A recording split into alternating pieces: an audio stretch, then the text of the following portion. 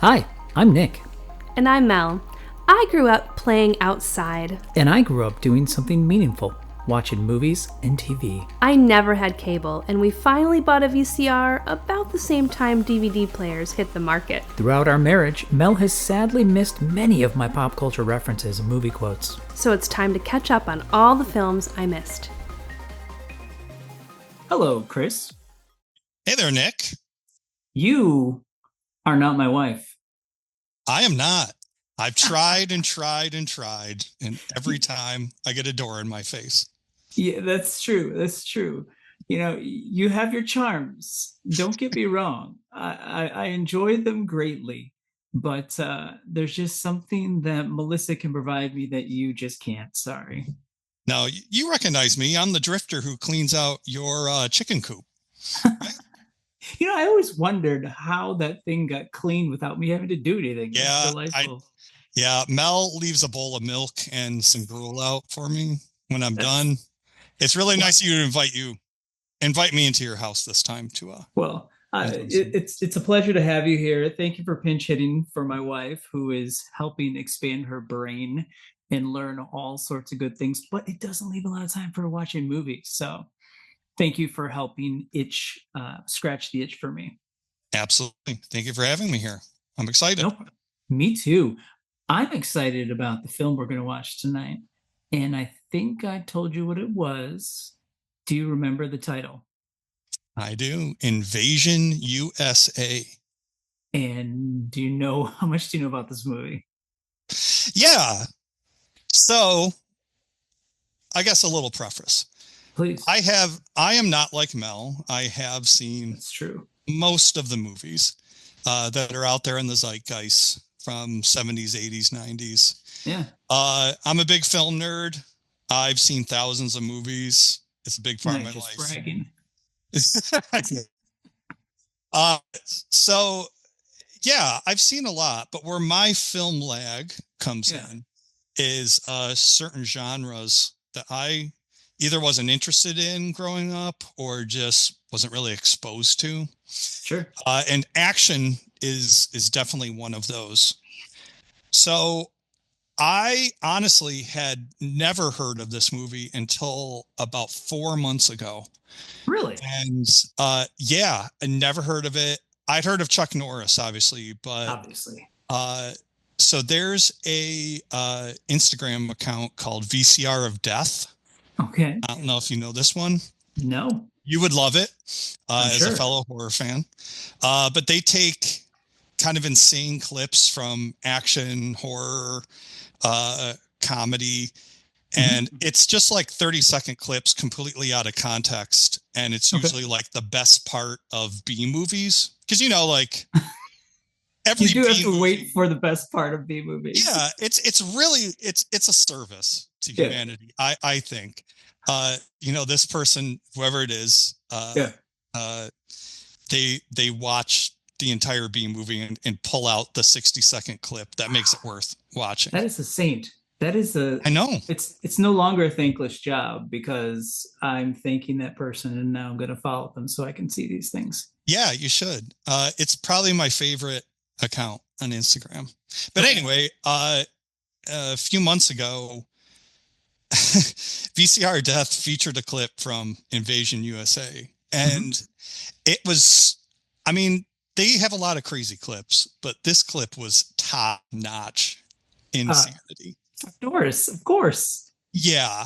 So, and it stuck in my brain. So when we were kind of talking about options and I saw that just from watching 30 seconds of this movie, I had recognized the title. Chuck Norris grabs you and he does not let go. That's true. That's true. For the record, this is the thing that Melissa can provide that you can't. She has seen no films. You've seen so many films. It's like an Indiana Jones quest trying to find ones that you haven't seen and I haven't seen. I know. That's true. Yeah. But I'm excited because it is so hard to miss an 80s movie at this point. And one of this caliber that's so celebrated. Totally. I saw this movie, for the first time probably in the early 2000s. I'll tell you Okay. more about that later though. But the basic premise, the reason I wanted to watch it like now is because ever since the election, there's all this, there's invasion. We need to protect our borders. There's things that are going to take over and et cetera, et cetera, et cetera. So I thought watching a movie called Invasion USA in today's political climate would be quite amusing. Yeah, and I think from at least the clip I saw, the sheer insanity of it will match the current zeitgeist out there Yeah. right now. So Maybe I think you're right on brand with this one. yes, and maybe it'll give us some pro tips on how to prepare ourselves. So, do you know anything? Like, I'm assuming in the clip you saw, you saw like 30 seconds of just like fighting. Do you know anything about the premise though? uh, do you want me to describe the clip I saw? You It's don't pretty have to. Like, nuts. tell me what you think the story's about. So the clip that I saw, I don't even know if it had Chuck Norris in it, honestly. Travesty. Um, which is odd, but Yeah. uh, what? So I don't have a lot of information on the premise. What I am going to guess, given Please. that this is a mid '80s movie and it's called Invasion USA and stars Chuck Norris, is there are terrorists trying to overthrow the United States government or infiltrate society in America in some way. I'm going to guess Russians because that was typically what was going on in the mid 80s. Unless it was, you know, kind of going a new direction, trying to chart new waters of hate. Maybe they picked somebody else. Okay. So I'm going to go with Russians though, because that's probably the safe bet. And Chuck Norris. Waters of hate. Got to get original. Yeah. So Russians. Okay. Yeah. And Chuck Norris obviously is the man for the job. And obviously, I'm going to go with he's a reluctant hero to take down this imminent threat of the country. Roger that. With you know, a couple machine guns and a knife. That's my guess on the, and I don't think there's more plot than that. That's my guess. I'm gonna go out on a limb, and I seem to recall there being some smoldering in this movie. You know what I mean by smoldering, right? From Chuck? Yes, where he just squints really deeply. Oh yeah, and I think there's gonna be some smoldering. Some Clint Eastwood action going on. Exactly. So, what are you most excited about for this? Getting the context behind that clip I saw. Because when I saw it, I'm like, what in the world is going on? Sure. I'll tell you a little bit about the clip, I guess, because it's just so you know. Do it.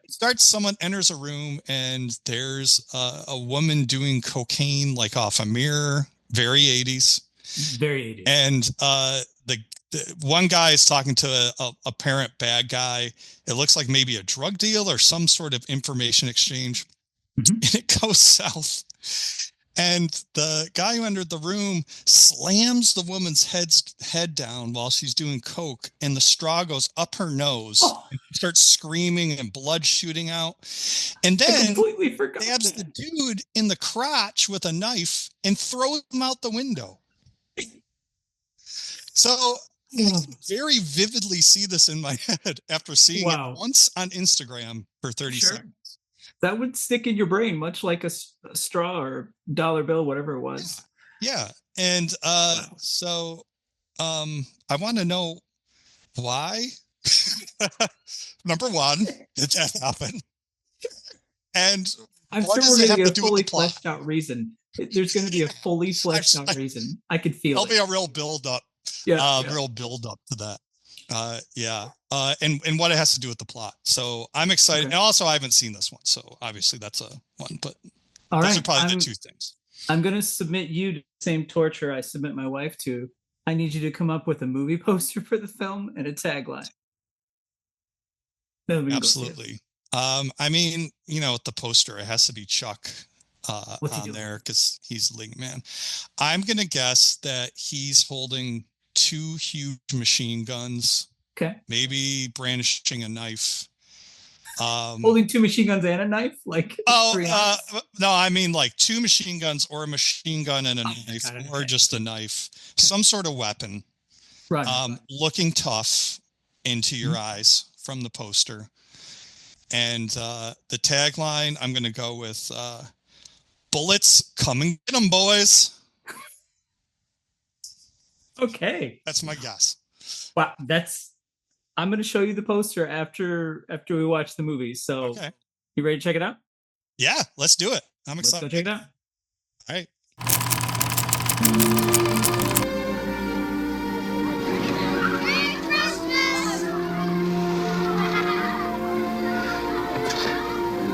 Can I pick the star up this year? Time for dinner. No one thought it could ever happen here. They are an army of international terrorists. America has not been invaded by a foreign enemy in nearly 200 years. Their target, America. Their objective, control. 18 hours from now, America will be a different place. Now, only one thing stands in their way. It's time to die.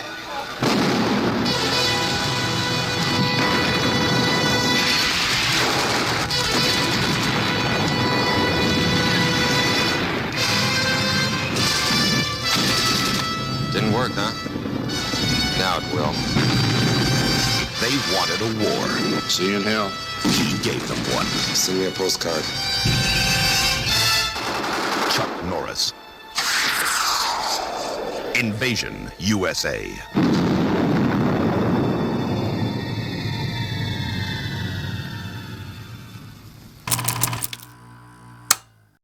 Well, wow.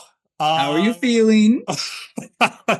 I'm feeling jazzed. I'm feeling like I'm feeling like I need to buy a bazooka.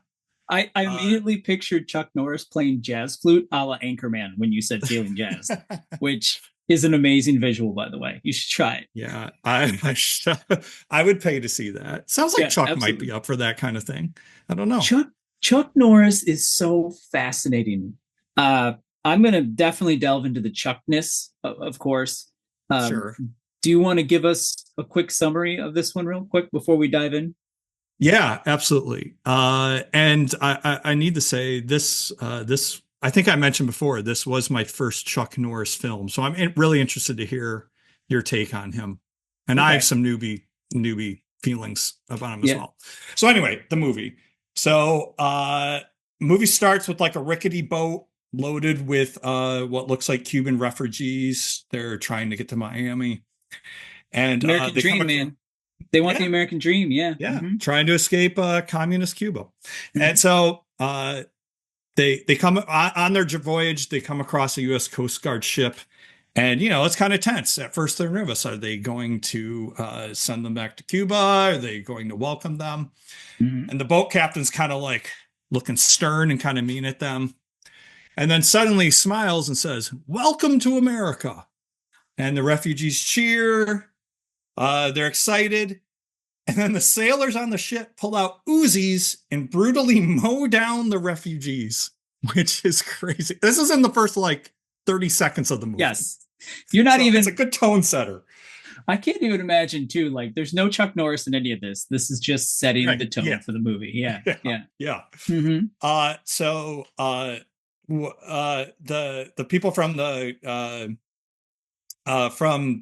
U.S. Coast Guard boat, they jump on the boat, the refugee boat, and kind of move the bodies aside. And surprise, in the hull, there's enough cocaine to put Charlie Sheen down in the bottom of it.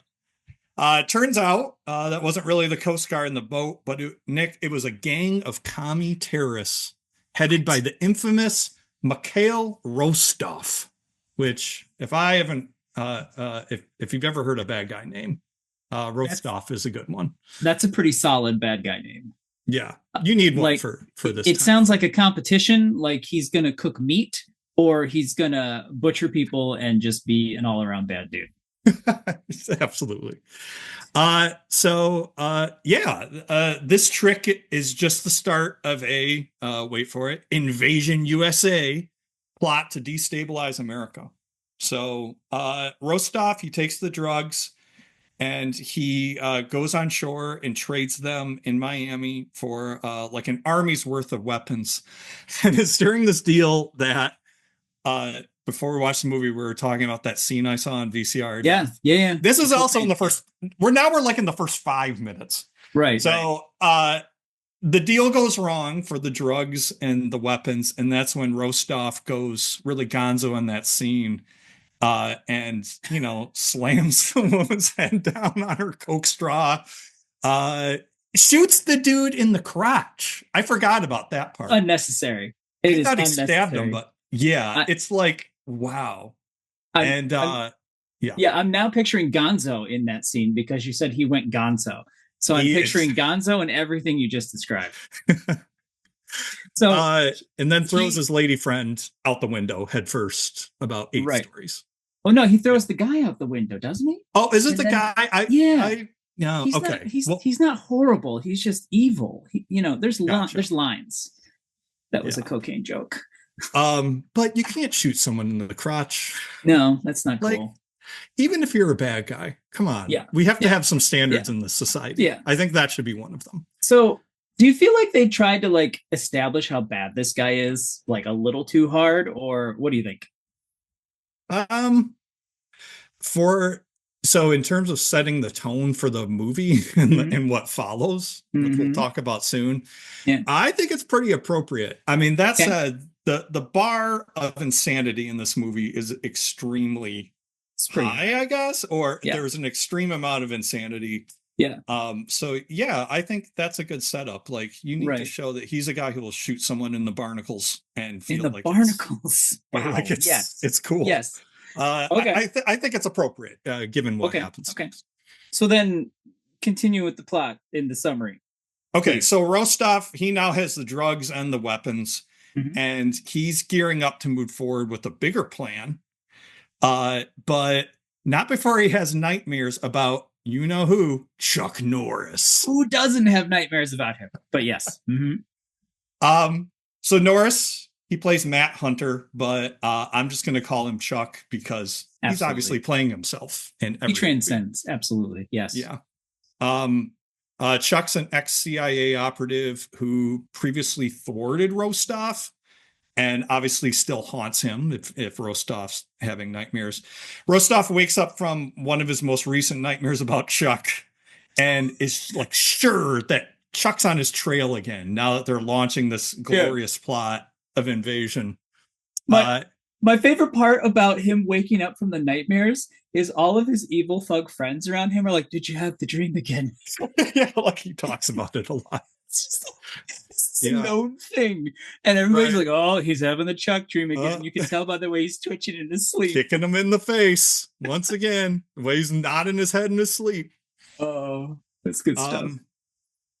So Rostov is determined that they need to eliminate Chuck before they can really move forward with their invasion plan.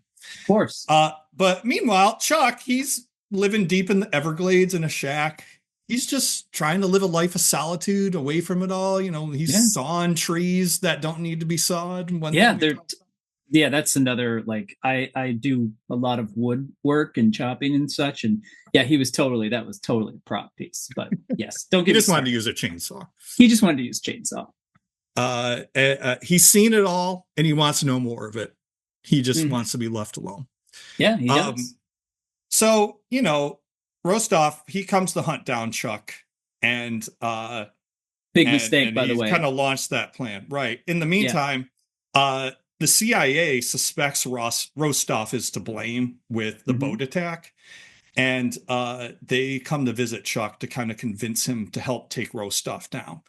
And Chuck does the classic 80s action movie of "I'm retired. I don't do that anymore." And he declines.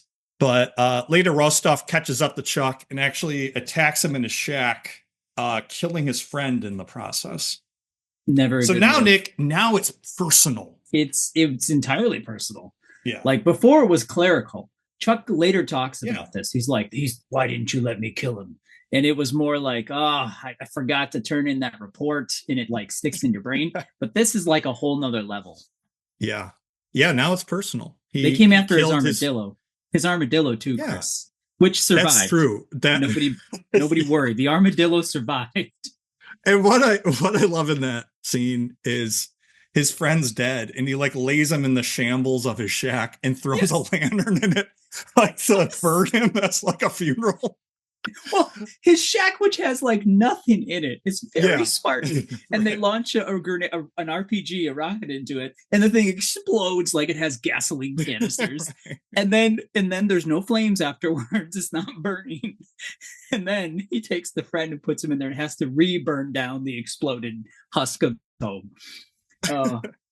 It's delightful. So Chuck's in, but he's in on his own. Like he wants to be a vigilante. He doesn't want to join for the CIA. So he kind of like starts going after Rostov by himself. Meanwhile, Rostov, I don't know if he just assumes that Chuck's dead or he just figures that's good enough. But he starts moving forward with this plan, which is just the next level of bonkers. So it starts with like dozens of commie terrorists from all around the world storming Miami Beach, kind of to wreak havoc on the city as part of Rostov's plan. And the one scene I wanted to talk to you about since I saw it is when they're right before they storm the beach in Miami, there's like a guy and a girl like making time on the beach at night, and they're hanging out. Yes. Mm-hmm. Yeah, and they have like a little portable 80s color TV there, which is crazy technology for the time, by the way. Oh yeah, portable TV. Mm-hmm. And the bad guy, one of Rostov's commie friends, comes up and like brutally murders them, and it's like tense. And just the way he's smiling while he does it, like all throughout this movie, when they're committing their terror acts, they're all just like completely loving it. It's like the best. Yeah. It's like Christmas for them, essentially. Well, committing these murders. First off, I have a slightly different memory of the beach scene. I thought he was smiling after it was done because Phyllis Diller was on Johnny Carson, and it was so like banal. Like the task was like, I got to take the garbage out, and he kills him. And then he sees the thing. He's like, "Oh, that lady's so funny." It's just like shows how normal it is for him. To your point, though. Yeah, and I wanted to get to that smiling thing. Like, what I thought was interesting about that, it was sort of like a commentary that the commies, they hate Americans, but Johnny and Phyllis, I mean, when they're not, I mean, that's worth laughing about. You gotta like that. Who doesn't like Johnny and Phyllis Diller? Well, and that's the whole like. I mean, that was one of the huge weapons in the Cold War in the 80s, especially. It was like pop culture. Billy Joel performing in Moscow during, the Iron Curtain. Yeah. Like the people wanted to be entertained and see things like that. So that's the weird, like, infection that happened in on a societal level. And that's like across a ton of 80s movies. Like it's always set up that the commies, they hate us, but they want to be us, essentially. They're just jealous, kind of like Rocky IV, when they start rooting for Rocky at the end. Yeah. It's such it's pretty propaganda-y. It's completely propaganda. It's culture. Yeah. It was culture war before the current culture wars. Like this was like global stage culture wars. I think too, though, you mentioned like later in the movie, people are like, they're excited and happy to be doing all this mischief and, killing people and whatnot. And I think part of it too is like, A, they've been kind of brainwashed into thinking this is good stuff to do. And then B, it is like Christmas for them. If they were allowed to believe in Christmas, they get to like go to the worst place possible for them and just wreak havoc, which is like a dream come true. Like they're like all in. Yep. This also has like, again, back to the reason why I picked this one. I don't know if anyone's noticing some of the plot points and some of the things that are happening, what we're describing, are very similar to what you hear people saying is happening like right now. There are drugs being pumped into our country to destabilize things. I just want Chuck to show up and start taking care of everything in real life. That would be amazing. I that would be great. Chuck's still alive. He just needs to come out of retirement. That's the problem. Yeah. Someone needs to kill his airboat captain friend, and then they'll. Or the armadillo. Maybe the armadillo is still around. We just need to take the armadillo out. So in terms of the plot, in each attack, they go around, they start wreaking havoc, and at each attack they pose as American authorities. So they pose as like the Miami police when they go and shoot up a club for expat Cubans, essentially. Yep. They pose as the military when they start wreaking havoc in a neighborhood. So they go, this is probably the best scene of the whole movie, I think. One of the first acts of terror, they go into this middle class kind of normal neighborhood. You see kids playing, suburb, right? Like, just a average suburb. And they whip out a rocket launcher in the back of an army truck and just start blowing up houses left and right with this bazooka. Yeah. And it's Christmas time too, to make it extra worse. They make that part of it. And then the establishing shot of a little girl and the boy and the dad, and they're like decorating a tree outside, and there's an argument. They're like, "We'll decide who puts the star on the tree later." Then they go in the house, and then they launch the rocket in like right after that. Right after she goes in, it makes it clear the little girl is dead. What? It's so nuts. And they're kind of doing this in an attempt to destabilize the country. So the plot is like, get all these commies in, have them act like figures of authority who are committing terrorism, and kind of destabilize America from the inside. And this is my theory, so that it's weak for the actual countries to come and invade. I kind of took the next step with that, but that's kind of where I think it was going. That's where the invasion starts, Chris. Yeah. And I mean, I'm pretty sure some of this is taken out of playbooks of stuff that's actually been done throughout history, like especially in the last 100 years. Oh yeah. Yeah. And I was thinking too, when I was watching this, how scary would this be for people in 1985? Like, we're a little, people today, we've definitely had our knocks with terrorism, and it's front of mind. Yeah. Back then, I don't think it was really that thought about. Yeah. And to like have something like this where it's taking place, not like on a battlefield, but in your backyard. And, they bazooka middle class neighborhood we discussed. They bomb a packed mall during Christmas shopping. Yeah. They tried to bomb a church. It's like stuff like that, where it's like in your backyard. I could see in the 80s people being really freaked out about that. Absolutely. Like Red Dawn totally tapped into this too. Yeah, except 100%. That was just straight up invasion. This is like, I clearly see the enemy. This is like, who do I trust? Do I trust my neighbor? Like, do I trust it's almost more the institutions? It's scarier. It's almost more plausible, really, than Russia landing in the Rockies. That's what I always loved about Red Dawn. I know. They invade the middle of the country. Yeah, right. So Chuck's, while they're doing all this terror, Chuck's hot on their heels. And he's, at first he's not, they're succeeding, but eventually he starts to catch up to Rostov and his gang, and he starts thwarting the attacks. And so I'm not going to give away the end because I want people to watch this, but I'll probably stop there because I think actually that's where the plot ends. I mean, Chuck starts doing stuff. Chuck starts preventing chucking. it. And it's a question of, can Chuck Norris stop the red commie bastards and prevent a full-on Invasion U.S.A, Nick? Do you think he can? ... question mark. Yeah. Who knows? Absolutely. This is a hard question to answer. I'll give you some hints about what I think happens, and it's about Chuck Norris. Please. Did you know that there's no chin behind Chuck Norris's beard? There's only another fist. It's true. It's true. Did you know that Chuck Norris makes onions cry? Does he? Yeah. I heard rumors. It's true. And speaking of tears, Chuck Cheers. Norris's tears cure cancer, but it's too bad he's never cried.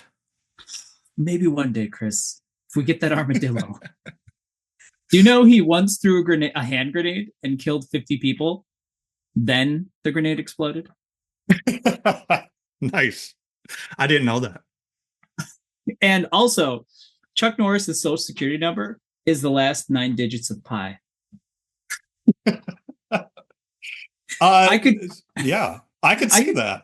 I could go on and on. Obviously, we're quoting some of the fabled Chuck Norris facts, which yes, allegedly the first one. Do you know the first one, Chris? The Chuck Norris fact. Chuck Norris, according to Wikipedia, Chuck Norris was once bitten by a king cobra. After 10 excruciating minutes, the cobra died. That one supposedly dates from the early 80s. And these were like kind of jokes that happened, like verbally, people would just talk about it in the 80s and stuff.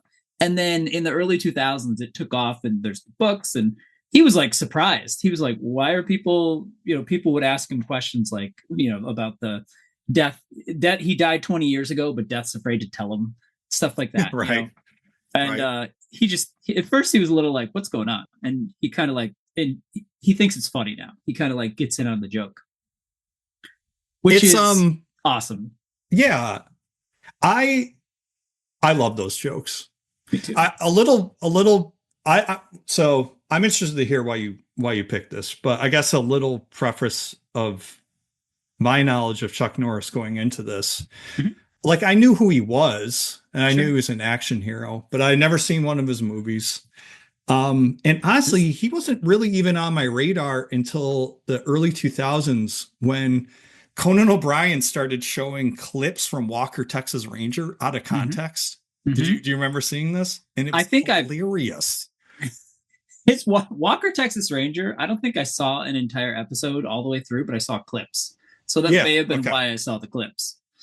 Yeah. And then I started to hear the Chuck Norris jokes, shortly after that, they kind of came into their own. And they're very similar to the Bill Brasky jokes. Yes. Came up, which, are a big hit with me. But I always thought it was weird that he was an action hero, like not having seen his movies and just kind of like being on the periphery. To me, he always looked like an 80s stepdad. Like, he kind of did, like a quiet, kind of bearded, mild-mannered dude. And that's kind of how he carries himself. But in the middle of it, he'll kick you in the face and like throw off a one-liner. It's a really odd juxtaposition of his demeanor and what he's doing in these movies. Yeah, totally. He, first off, he is, if you've never gone to his Wikipedia page just to read about him, highly recommend. His real name is Carlos Ray Chuck Norris. Chuck was his nickname he got while he was in the Air Force. He was actually in the Air Force, and then he was in the military police after that. But he's about to turn 85 years old in March of 2025, and he got into martial arts while he was over in Korea. He started learning some, I think it's called Tang Soo Do. I may be mispronouncing that. And then he learned Brazilian Jiu-Jitsu and Judo.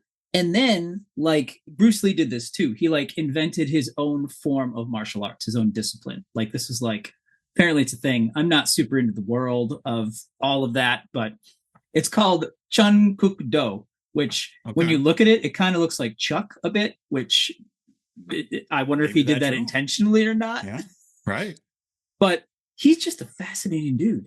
He was, like, the actual, like, karate, like, champion, like for like a long time. He got defeated a couple times, but he actually retired when he was undefeated. He'd been undefeated for like 7 years or something like that.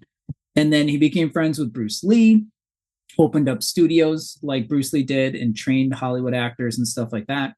And then Steve McQueen was like, I think you should take acting lessons. And if you don't know who Steve McQueen is, shame on you, listener. You should go find out, because he has some great movies. Yeah, absolutely. And then he just kind of got sucked into the world of movies, and he did a couple, and people responded, and he's just a fascinating dude.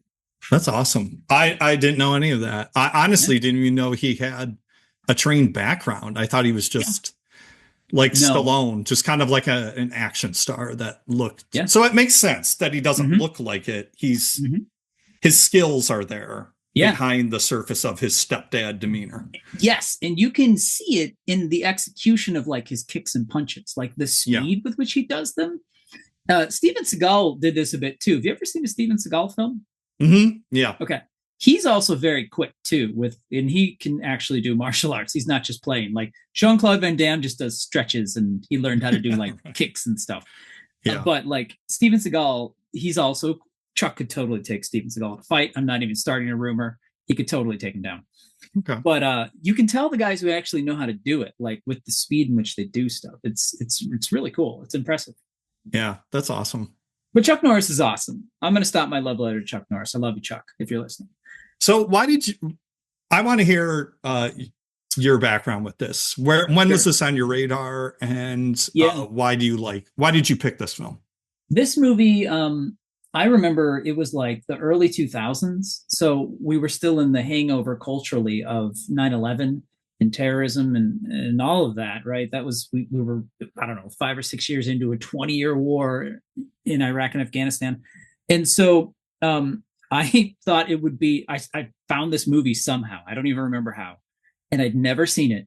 And I invited a couple work friends over to like hang out and watch the movie at my house. And I really like projecting when I watch movies. So I projected it on a blank wall I had. And so we watched it really big. And I had no idea going into the movie what it was about. I just knew Chuck Norris and commies invading. That was all I knew. This is a really intense movie. So I was with my coworkers, and it was interesting. They were like, "What's going on here, Nick?" And I'm like, "Oh, I'd never seen it. I don't know." But I like schlocky action movies. They have a special place in my heart. As with most of the films we discuss on this, some of these movies I probably saw way too young.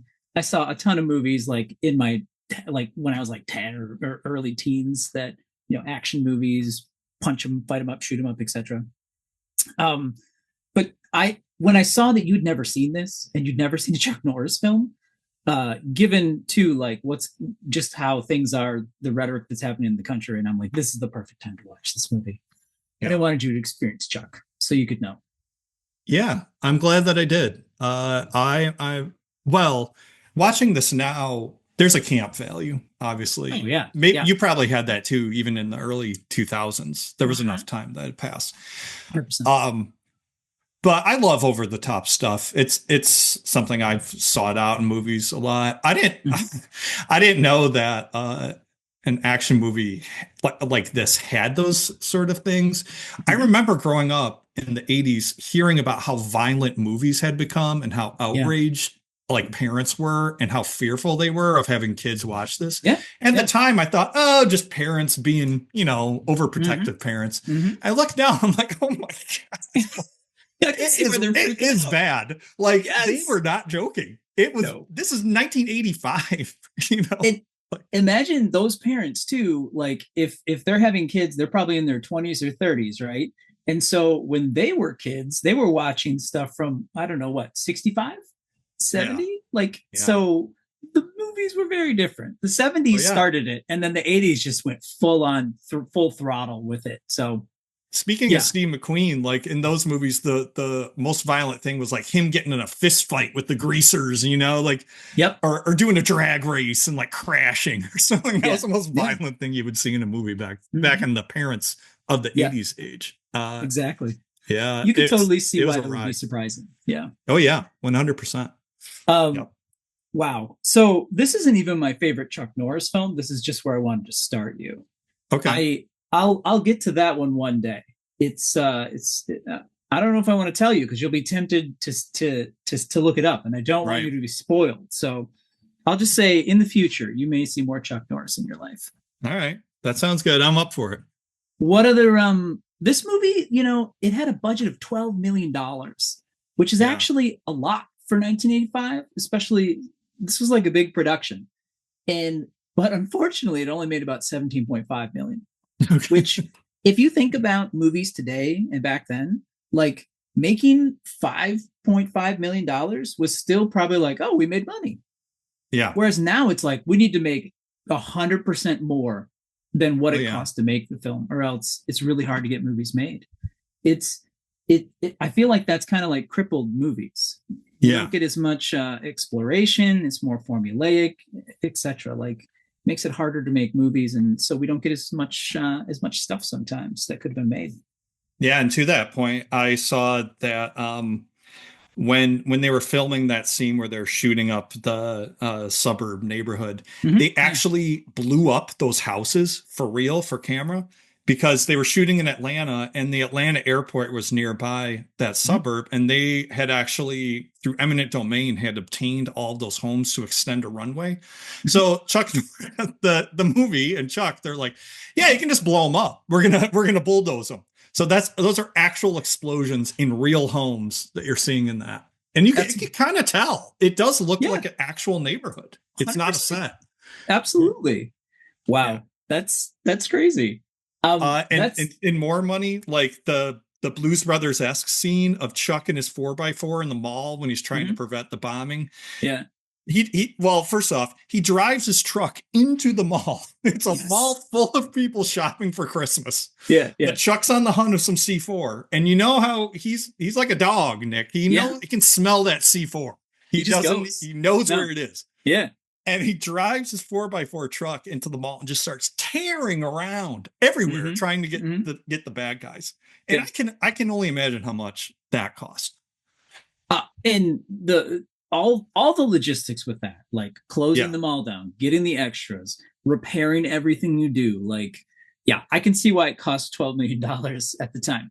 And then the very end, when they have like literally 30 tanks, like real tanks, and they have the National Guard and all that, like the amount of extras, I forgot how epic it is at the end. Like most of the movie you're kind of watching, you're like, this could be low budget, kind of, maybe, whatever. And then that comes and you're like, how much did they spend on this movie? Wow. Yeah. It's pretty wild. Yeah. What was your favorite Chuck Norris like moment where he dispatches someone? Do you have one? I don't know. Like the dispatching was a little anticlimactic, I guess. Like there was a lot of kicks to the face. Yeah. I would say though, my favorite Chuck moment is some of the one-liners that he did. And my favorite, he's like interrogating a guy in a strip club, trying to get him to give up information of where the next terror attack is going to take place and where Rostov is. Yeah. And one of the bad guy's friends starts to come in the room, and Chuck comes. He goes, "You come in here, and I'm going to hit you with so many rights, you'll be begging for a left." Yeah. It's like, although even the amount of emotion you put into that line just then, take it down about 80% for what Chuck says. He says it so stoically and so calmly. Whispers it. Yeah, he doesn't even read it as a line. Yeah, I did it way over the top than him. It was so stoic. I actually really like his delivery and the way it works. It's just like, it's so Chuck Norris. Yeah. Yeah. Very subdued. It's like this storm that's just sitting there and you're like, oh no, the rain's coming. Do I need to get everything in? Like, what's going to happen? Yeah, it's such an understated, like, I guess the term that comes to mind is unbothered. He's just like unbothered by it all. He's that hardcore that dealing with terrorists and pulling C4 off a school bus full of children to save them. Yes. It's just like, just part of the day. Exactly. Yeah. I like how he, anytime he gets his little Uzis out, him having like the straps on the side, which he just has Uzis hanging at any second, and the way he sprays them, it's just it's a nice touch and a nice flourish. Yeah, I feel like it is like early evocation of like John Wick. John Wick movies. If you've ever seen those, like he's using the guns to punch. Basically, it feels like. Yeah. It kind of like felt a bit like that. So yeah, absolutely, cool. I can see that. Yeah. Well, favorite dispatch. I don't want to ruin the end, but I guess I'll just say this. This was probably my favorite dispatch, or at least attempt. There's like a shootout at high noon at the end between Rostov and Chuck Norris using bazookas. Yeah. It's the most 80s scene I've ever seen in my life. In terms, like if you think of, imagine an 80s action scene, closing scene. It's that they're like shooting each other in an office building with bazookas, trying to dispatch each other. That's probably my favorite. Is such a crazy, insane premise. Bazookas in this movie, the way they function, Like, I don't even think now we have the technology for how they work. They have like they have automatic grenade launchers now, but these RPGs, the way you load them is very manual. Like, and they were firing them like machine guns, like boom, boom, boom, boom, boom. It was totally bonkers. It was so over the top. It was deliciously delightful for 80s action schlock. Absolutely. So if you could be like any kind of bad guy that would fight Chuck, what do you think your backstory would be? I mean, I do like a good commie story. That was the good thing about this film. It was filmed back in the day when there was one common enemy. Like there was another superpower for everyone in America to hate. Sure. Or another ideology to focus in on and hate. And not saying that I want to go back to the Cold War where, you know, I live outside Chicago. I'm pretty sure that I'd be vaporized in a second, should that happen. But in terms of like pulling people together for a common hate, that's not something I promote either. I do like kind of that theme in 80s movies where there's a common objective and a common menace. And what I actually was kind of interesting about this that was a little different, it was all the different communist countries kind of coming together. Like you saw like Chinese people, you saw Cuban people, German people, Russian people. They were all part of the mercenary clan. And that it wasn't just Russia. It was kind of like, and it reminded me of that a movie that came out on Netflix, Leave the World Behind. It has Ethan Hawke and Kevin Bacon. And kind of like a few elements, all those countries banding together, but then the information kind of scramble that they do to get people confused about who they're actually fighting. That was kind of Leave the World Behind totally ripped this movie off, basically. Oh, yeah. And they even did the leaflets, too. The leaflets was literally like a lift. Like they had a scene in this movie where leaflets were used to communicate, like, you know, something's going on and happening. Totally happened in Leave the World Behind, too. But I would be a roast off. I think I'd be a commie Russian trying to thwart Chuck. How about you?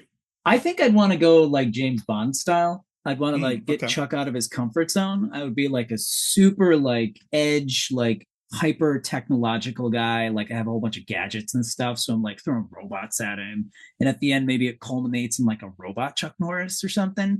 And he has to like a mecha himself. Chuck. Yeah, exactly. So I'd probably go with that just because usually that's a little outside of Chuck's roundhouse kick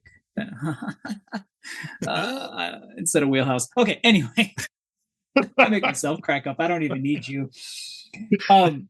That's probably what I'd go with. I'd like to see him in that, which he does, believe it or not, Chris, go outside of his wheelhouse sometimes. Like he's done like lighter hearted, like light action movies or comedies and stuff, which is Chuck Norris. Also really? Interesting to see. Yes. Maybe one day you could see some of those too. But the 80s were an amazing time for action films, and Chuck Norris is one of the beautiful patchworks that holds that quilt together. Definitely. All right. So I actually didn't get a chance to show you this yet. So I wanted to show you now. Remember how I asked you what you thought the movie poster would look like? Yeah. Why don't you take a look at what I was able to generate for you? So take a look at it. This my is version, right? Your what version. I described. This is the Chris poster. Okay. And that is what it would look like from your description. You got Chuck holding a machine gun and a gun with a knife blade coming out of it, which is very Chuck, actually. You were like guns and knives. So absolutely. And he's cross-armed. AI gets a little confused about that. I like how good. Let's keep it that way. I know. I want AI confused about weapons. So the fun part about making AI drawings is I said Chuck. You know, if you say Chuck Norris, then AI's like, I can't do that. But if you just say Chuck, it's like, oh, we know who. Wink, wink. We know who you're talking about. Right. But with this drawing, they put the Texas Ranger hat on him because there's so much of the Walker in the Chuck lore. That's nice. And bullets, come and get them, boys. The tagline. Exactly. Yep. Beautiful. So that's what it would have looked like if you had designed it. And if you look at the real one, you actually super far off. He's got Uzis, but he's basically doing what I said. Exactly.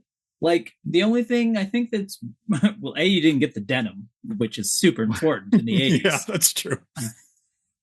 But the there's the Uzi shoulder holsters too, which are amazing. Oh yes, I yes, that's one of the things I loved about this. He had Uzi shoulder holsters. Yes. I mean, Uzis really, were on par with bazookas in this. They were an important part.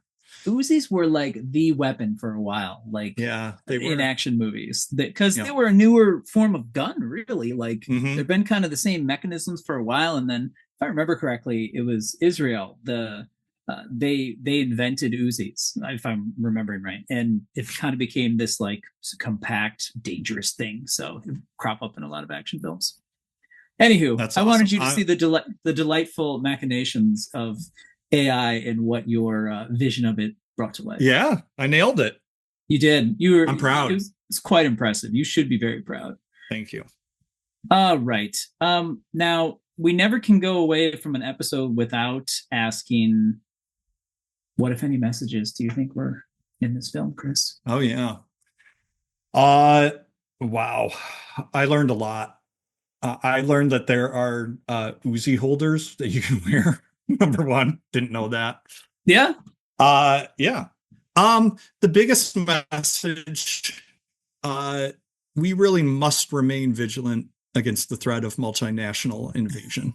And that's probably a good reminder for us all. Fair. To keep your eyes and ears peeled for bazooka activity, in your neighborhood, in your church, in your mall.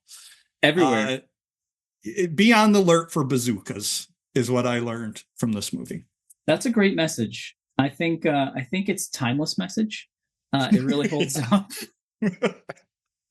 I think the message I got from this is denim is as good as armor. Like, I'm pretty sure that's what I got out of this one. As long as you have a beard and some denim, you can take on the world. Absolutely. Which is good for me because I have a beard. So I just need to strap some denim on if the stuff hits the fan, and then I'm good to go. Yeah. I appreciate you picking this because this is, I mentioned I'm not a big action fan. But honestly, like at the end of a long day when the weight of the world's on your shoulders and like on your mind, a movie like this, you can really just shut off your brain and watch Chuck Norris kick commies in the face all day. I totally get why this is a genre that people appreciate. And it's something I never really appreciated, but I definitely appreciate now. So I definitely can appreciate why this film exists. And I'm glad that I saw it. So that's my main takeaway. I am so delighted that I always love that too. When I show Melissa films, there's been a lot of films we watched where she's like, I would never watch that. And then she'll watch them and she's like, wait a minute, I actually really enjoyed that. I get it. And so I'm glad to see an old dog can learn some new tricks and we can start to give you some new experiences. Absolutely. No, I appreciate that. Any other parting thoughts before we head out, sir? Well, I mean, just a few things more of that about Chuck Norris that we should know. Sure. Did you know that Chuck Norris counted to infinity twice? Chuck Norris once had a heart attack and his heart lost. And finally, just a stat to go out on. Since 1940, which was the year Chuck Norris was born, I looked this up, and roundhouse kick related deaths have increased 13,000% since 1940. So I don't think that's an accident. I don't think it is either. Oh, it's definitely in his roundhouse. All right, man. Well, thank you so much for being on. Thank you for having me. It was fun. Thank you for enjoying a good action kick flick with me.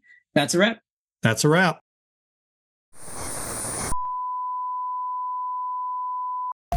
Tell us what you think of this film in the comments, and don't forget to like and subscribe for more.